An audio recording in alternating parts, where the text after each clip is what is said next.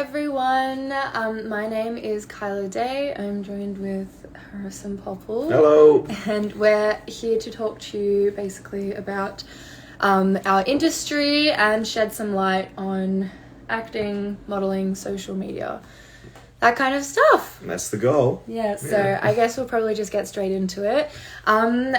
Harry, do you want to talk about how you got into acting in the first place? Absolutely. So I've always been sort of interested in the world of like media in terms of like online or on like television. And so from a young age, I remember making a lot of home movies with my best friend Jack. Yeah. And at first it started off as like a little fun hobby thing.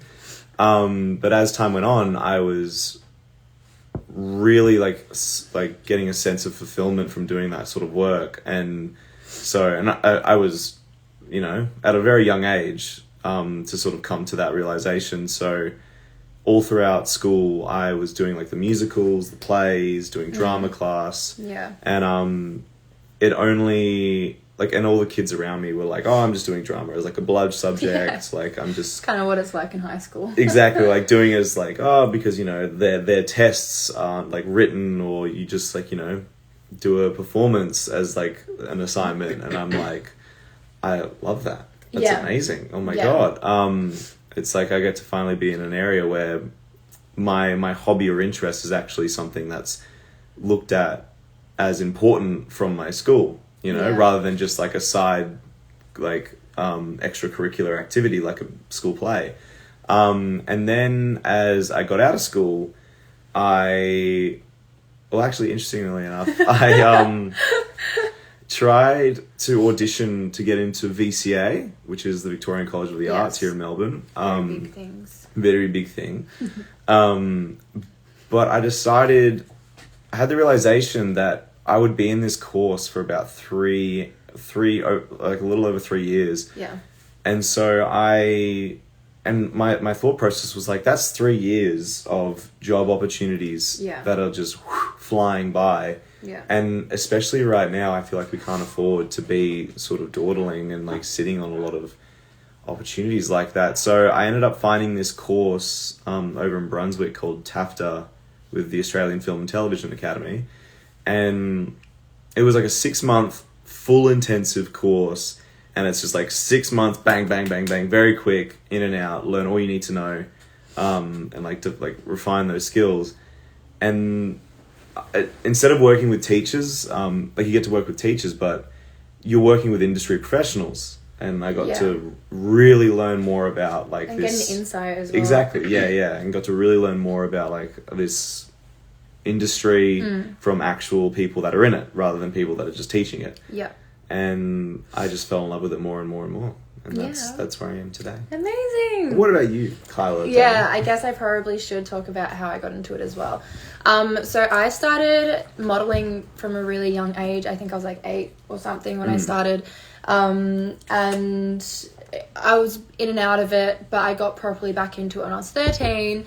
Went through my whole like high school years trying to do the modelling, and it was just back and forth. And in high school, I also decided to do a acting course for screen through VET. I don't know, what does it stand for? I don't know. It's something we have here in Victoria, but it's just like...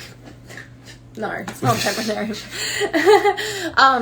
But I did an acting course through that for a year, and I really liked it, but I didn't decide to like keep doing it at that time. Acting, I wasn't really thinking about it, you know, it wasn't something that was on my mind. And then come to leaving school, I was kind of over the modelling. I didn't really want to do it anymore. I felt like my self-esteem and everything for myself, it just wasn't helping me, especially being a young woman in my high school years, going through all of that, like discovering myself. So I ended up getting this job opportunity in a completely different career aspect and went to Europe. Worked there for a little bit, and I was like, all right, this is what I'm going to do. I'm going to take this further. I'm going to go to headquarters. I'm going to work in headquarters. This is what I'm going to do for the rest of my life. And then... office girl. Yes. Yeah. And then while I was over there, I really I don't know, I guess you could say I kind of figured out what I wanted to do and figured out what I was really passionate about, which was modeling. And then I discovered that maybe I could have a love for acting as well, because I always watched movies. I really admired how don't mind the dogs. Sorry. Hold on. Okay, you keep go. But yeah, so I decided I wanted to do acting. So when I came back, I kept pursuing the modeling, and I just signed up to this thing online and decided to pursue acting. It kind of took itself from there.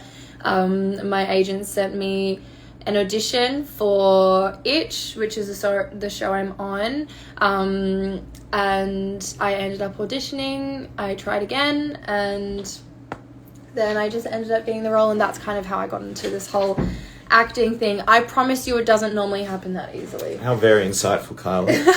Very, very interesting. But yeah, it hasn't been You're talking easy. about how you got Itch.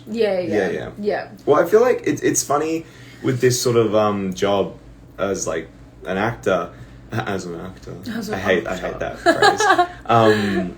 I feel like it's one of the sort of jobs where you do a lot of work that isn't related to acting. Yeah. Because it's sometimes the work can be so far and few between that, like, you know, I worked in so many different restaurants, cafes, and like I do like children's entertainment on the weekends. Yeah. And it's I feel like it's, I don't know, it's exciting because it's a job where it does give you a lot of leeway to do other things while you're like, oh, but you're chasing your dreams, in my heart I'm doing acting, whereas like I feel like some other jobs where you're like having to settle for things that are just like, oh, this is like, I have to do this job just to pay the bills. And it's like you can't really have the option to explore other things. So that's one of the benefits I find from doing this job, is that it lets you have a lot of freedoms in between roles and jobs like that. Yeah. Yeah, but then there's also downsides to this job as well, and I think it's hard for people to understand from an outside perspective, as it is for any certain career, if you don't do that career, if you don't know about that career. But there is a lot of work that goes into just auditioning as well, you know, and not always the same amount of opportunity. Well, most of the time not. Exactly. Like you'll be doing heaps of auditions and you might not hear anything, and you put so much effort into it, and there's also a lot of the time people not understanding how you're even going to make a career out of it. I know I've been like spoken to so many times about, you know, like, how is this feasible for you? How is it like within reach? It's such a difficult thing to get to. And it is. What are you doing? I'm just fiddling. It is, but I don't think people understand also like the effort that goes into it, and how much we put into trying to get to where we want to be. Yeah, like when you have an audition come through, what's like your process? Like what happens in the that day for Kylah Day? Like you get a bing little email from your agent and you have an audition. Where do we go from there? It's a process. It's a lot, because when you get an audition, it's kind of like that's the thing that matters, right? And so I could be doing other stuff still, you know, running errands, or like I have a friend's birthday and I go to a friend's birthday, but at the end of the day I'm always still thinking about what do I need to do for this audition. I'm going over lines in my head. I could literally be out with my friends and I would be like, just sitting there, and then I'll be like, okay, let me just quickly go over my lines. It takes priority over your life. And like you have to dedicate so much of yourself to it. You do. Like, you know? Yeah, you really do. Like, I think we can both agree, because we've got an audition that we have to do today, and it's just been like, this is our main focus right now. But learning the lines, making sure you've got the character, you understand the character properly. You know, it's just a whole process. But it's really interesting in this career choice in acting at the moment because the opportunities are a bit, I don't know, I guess, what am I trying to get at here? What are you trying to get at? I know exactly what I'm trying to say, but I'm not sure how to quite say it. A lot of the time, social media and status comes into account a lot for roles now. Oh, yes. And, yeah, I know what you're saying. I don't think people understand how important social media is, and that sounds so crazy, and I don't even like to say that. Because you don't want to give so much importance to something so vain. You don't want to give it light, but in reality, the whole world revolves around social media at the moment. That's just the truth of it. It's like when in this job, when you're trying to go for roles, or in just any job, when you're trying to go for a job, you give them your CV, you give them your resume, and then like you go in for an interview. Yeah. Mm. But in this, it's like, you give them basically your resume, but then they also take in your follower amount into account. They take in your impact online into account, your influence. And that's why you see so many movies these days, like these Netflix movies coming out, where it's a lot of TikTok stars. Yeah. It's like the movie is written around that person already being cast. Mm-hmm. And so it can be very difficult, especially when it's really hard to sort of make an impact online these days. Yeah. Because we're already so deep in it, and there's an influencer for every meter you step. Yeah. You can't go anywhere without bumping into someone that is famous online. So it's definitely a really competitive environment. Yeah. And it's I feel like acting used to just be about, you do the audition, you go in as well. You used to go in for the audition and you get to talk to the producer, the director, the casting director, and make a rapport and be they can learn to like you as a person, and then also and also they're a good actor. Let's bring them in for a callback. Yeah. But now with COVID happening, it's all self-tapes. Mm-hmm. So they never actually get to meet you as a person until you get that second opportunity to come in. So until then, that the only thing they can judge you off is just the acting alone, which they already see in thousands of tapes that day. And then so the one thing that can sort of differentiate and distinguish you between other people that are going for the role is your social media. Yeah, which is really interesting. People probably don't think about that much, but it can be quite important to people in this kind of industry specifically. But yes. Okay. Yeah, it used to be you do a TV show or a movie and then you blow up online. And now it's sort of it's much more beneficial to blow up online than you do a TV show or a movie. Yeah. Let's talk a little bit about, I guess, getting our roles on Itch. If you guys don't know, we are co-stars on a TV show, Itch. Yeah. And it has 2 seasons out, so make sure you go watch it on ABC iView. But self-plug. But I guess let's talk about, what do you think was a key factor in landing that job in the first place? For me personally, it was honestly, again, just being able to have the opportunity to meet Nick and Amanda, who are the producer and director, getting to meet them personally. And that was, I think, for me, one of the rare occasions where I had to do a self-tape first, and it paid off. It actually did well. Yeah. It's fun. I saw Nick's, the director, I saw his notes. He told me his notes, just a few weeks ago from my original audition. And he, it was obviously, quick 15-second scribbles, and it was hilarious. But it's just funny because it's little tiny, sliding door moments that get you these roles, and I think what was a big factor for me that sort of got me the job was being able to meet them and sort of introduce myself personally. Yeah, 100%. Being in the room is so important. Yeah. What about you? What do you think? I agree. It's kind of hard for me. I was very fortunate in how I landed the role of Lucy on Itch, because I actually hadn't auditioned for anything prior to that. It was kind of like, you know, right place, right time. This is kind of what's meant to happen, you Just know. a natural. Just an absolute natural.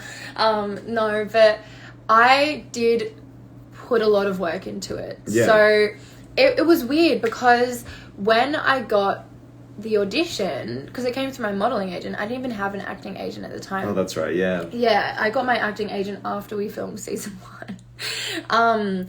But at the time, I hadn't auditioned for anything before. I only had experience really in modelling, and then that year acting course that I had done in high school.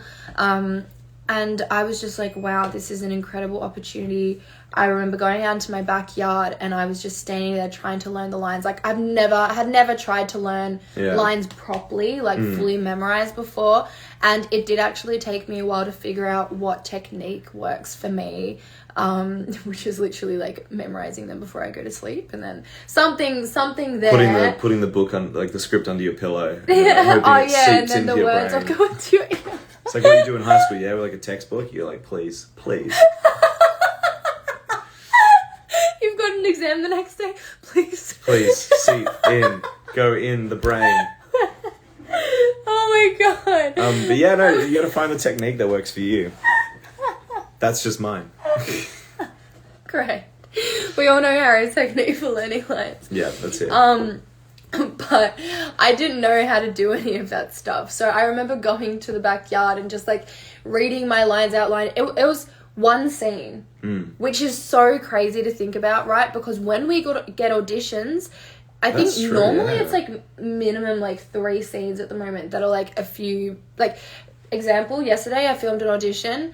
I had 4 scenes that I had to film, and each scene was at least 2 pages. It was like a 12-page script. Yeah, 12-page audition. And then 4 different scenes. You've got 3 scenes you have to film for this audition. Yeah, I've got a 9-page one with 3 scenes. Yeah, and I'm the same. Like, so even just thinking back, sorry, that's like completely off topic, but like even just thinking back to that is so crazy. But I was trying to focus on this one, I think it was like 1 page or 1.5 page thing, and I thought it was so hard to memorize. And I did put a lot of effort. I remember like recording myself and like looking back over it and like saying like, oh, does that work? Does that feel right? Like, maybe that isn't quite right for the character or for the scene. And then it just, you know, I didn't think I got it at first because I hadn't heard much in a month. And then after a month, they let me know that I got a callback. And so I went for a callback, and I just thought we didn't get it. I thought we didn't get it either. Because it took so long. That's the thing. It's also like waiting to hear back. Because, it's like with a lot of jobs, usually, you know, you get a call or an email, like probably not a call, but you get an email being like, oh, sorry, you were unsuccessful, blah, blah, blah. And sometimes you don't even find out. Well, that's the thing. Well, with this, I'm talking about with acting, you just don't hear hear anything. Unless you get like a callback and you're like pretty far down the hiring be like, sorry, no, but... process, then they'll be like, yeah. But it takes a lot to get there. Oh, yeah. Kylah. What? I'd like to ask you a question. Oh, no. So, with you personally, like, doing, like, acting and modelling, how do you find sort of juggling both? Do you think they work well together, or, like, do you think one, like, is, you know, more important in your life than the other, or... Okay. I think modelling and acting kind of go hand in hand. You see famous actors who do these shoots for these brands or campaigns for these brands, or they're on the cover of magazines. Like, that's, you know, they're getting those jobs because they do acting. You know, I think it goes hand in hand, and it's not too hard to navigate for me, because I might have like 1 to 2 modelling jobs a week, and I might have like 1 to 2 auditions a week, and I can find time to make them both kind of work, you know? So I think it's really not that hard. I think both of them go hand in hand, and if I were to proceed in my career, I think I'd probably have both of those a part of my career, because it's what comes with it. Yeah. You know what I mean? Well said. Well spoken. What do you do to prepare for an audition? So, I've always had like a weird method of like memorizing lines, because that's another thing that Lying on his book. Yeah, I lie on my book. Just like smack my head into it. One thing I've always heard about, like when people like ask about acting, the one thing they always ask, like, is learning lines really hard? And it was. Yeah. It was at the start. It was really hard learning lines at the start of like doing acting. I was like, oh my god, like how do people? My brain process was like, it's like a book. Why would I memorize a book? Yeah. Like, I read a book, you read the story, and then you flip the page and you never have to read that page again. But with acting, it's like, what were they just talking about? Memorize it word for word. Yeah. But it's weird. I really enjoy learning lines. It's like a fun brain activity, like a little brain teaser thing.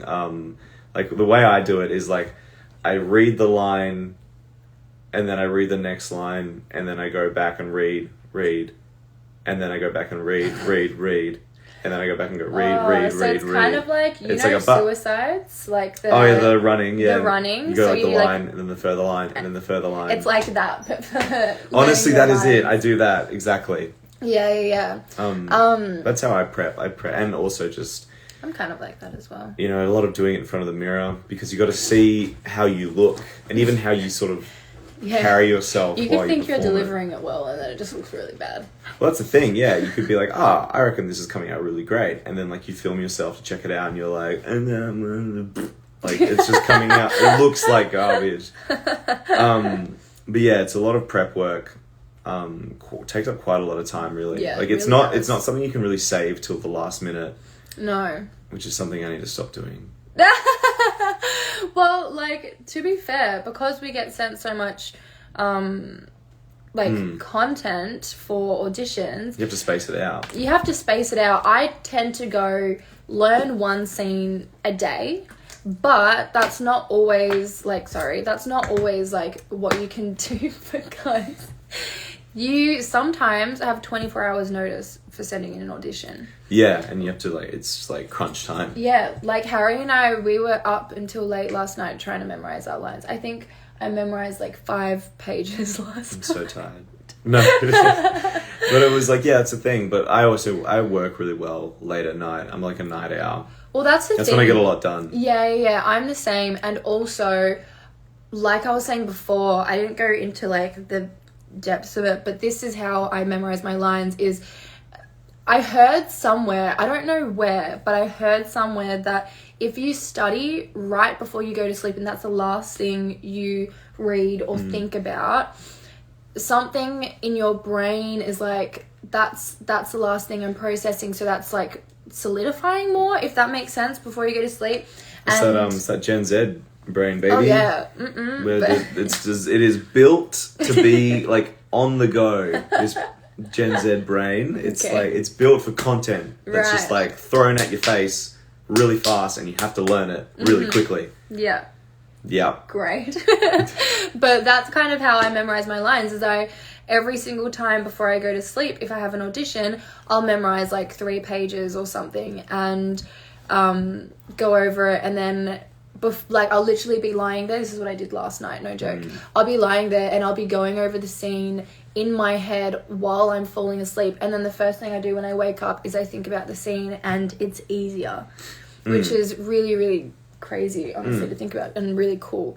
But yeah, we've still got a little bit of time left on our live. If you guys have any questions, feel free to ask, but maybe we should also just talk about who we are in general. Yeah, well, I feel like we should touch on maybe stuff like how like our position as like a generation in terms of like the Gen Z, and how we sort of where we find ourselves in like this society of like with housing and like job opportunities and stuff like that. So what's your goal? Is your goal to buy a house, or are you looking to like rent, or 100% buy a house. Buy a I'm house? so adamant about that. I don't want to get stuck in the renting game.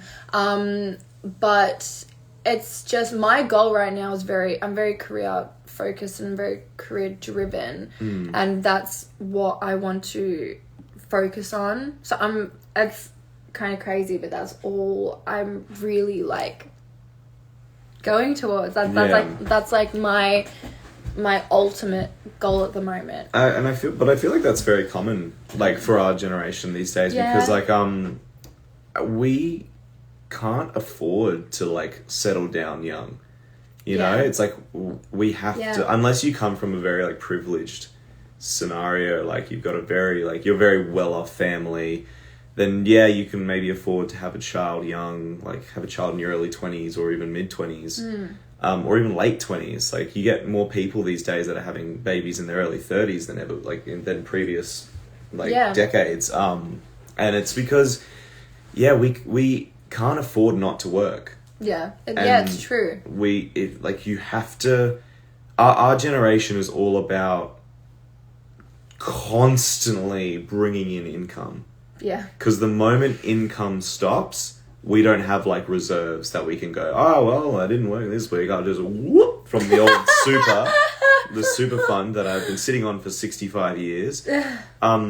Because if we stop, like our lives stop. Like if we stop working, it's kind of true. Then like we can't afford like a lot of things anymore. Like because things are, I mean, you see inflation. Like inflation's gone up like what 5%. But wages have only gone up. Yeah, they like stayed like they've only gone up like what? 3%, which actually means people are earning less because the wages hasn't matched the inflation. So we are now earning less doing the same job and having to pay more, even though like we haven't changed anything. And it's hard because it's like, you know, you see a lot of especially with COVID, you see a lot of these massive like millionaire, billionaire like companies get massive payouts from the government while we just blatantly get left behind. You know? So we can't afford to really have any goal other than work. That's the thing, and that's why we're so dedicated to this acting thing, because like we have to be. We have to be. I mean, it helps that we're very lucky that we're also passionate about it. We love what we're doing. Because you know, Confucius, you know, if you love your job, you never work a day in your life. But the thing is, I bet Confucius could have, you know, had a bloody weekend off, but you know, we can't. We have to keep going. And it's like, you know, we're not trying to, it's not like I know there's a lot of things where like they think millennials and like Gen Zs are like, you know, they're whining and whinging about their current situation. But it's just, it's a sad really truth. Difficult. It's just a truth. Like it's not whinging or whining if it's just stating a fact, you know? And it's like, you see a lot of these older generations, you know, like they say like, oh, like, I don't, like, you know, at your age, like when I was your age, I bought my first house. Well, your house was $60,000, Jonathan. My house that I'm looking at is, you know, upwards of, can be like 600,000 to 1.2 million. Just to and it's like, there's cheaper housing out there, but I don't want to live like an hour and 45 minutes out of Melbourne. You know, I'm getting angry. No. But like I mean, but we have to work, and we have to be committed, because it's what is necessary in today's society for us, basically. It forces us to seek out these like extra, like these other opportunities to make money. Like you've just started streaming, like as like the last 6 months, last 8 months. 8 months, yeah. And so how's that going for you? It's going really well, honestly. It's been really, again, social media. It's been... That's the thing, it's the social media. It's another really, form. Yeah. No, it's been great because it's given me the opportunity to earn income working around my modelling and acting during the day, because I can do it whenever I want. But it's kind of funny, isn't it? Because it's like... because like we both do streaming on Twitch. We live stream like playing video games. And it's funny that we've had to monetize a hobby. It's like Yeah. even when we find time to do our like hobby and relax, we It's still still have work. to find a way to make it work and make it Yeah. monetize, because it's like I need to afford things. You And know? it's really speaking on working, like for example, we have such a busy day today, but we're not working today, are we? No, it's all stuff that we've put ourselves through. Yeah. It's like we don't have to do the What we've chosen auditions. to do. Yeah. We don't have to do like streaming later. Mm-hmm. I know it's it's like but we need to. Yeah. Yeah. Yeah. Yeah. All right, cool. Anyway, on such a positive note. Well, that is basically our time on this live done. I don't know if anyone has any questions that you want to quickly Any ask. topics? But I think this was a really insightful conversation, even for myself as well. Yeah, I learned a lot. And it's just really nice to also spread awareness about what our generations are going through at the moment and how much obviously social media can impact our lives. Yeah, definitely. And just help get some understanding, and also for people to start taking us seriously. You know? All right, cool. Yeah. Well, we got to go do some auditions, don't we? I guess so. The grind never stops, does The grind never stops. All right. Well, thank you so much for coming on this live and listening to what we have to say. I hope it was insightful for you. I'm pretty sure this will stay on the page. This will be on the Ruby Soda gram. Yeah, Ruby Soda gram. So you should be able to check it out if you missed some bits and pieces or want to look at what we said a little bit more. Make sure you go have a look at that. And check out Ruby Soda. Yeah, check out Ruby Give Soda. them a follow. Give them some love. Yes, and if you have any questions after this live, message them, or you can also message us privately. Yes, of course. You definitely can. Amazing. All right, well, I hope you all have an incredible rest of the day. Thank you for being here, and we will see you next time. Thank you for having us, guys. Bye. Bye.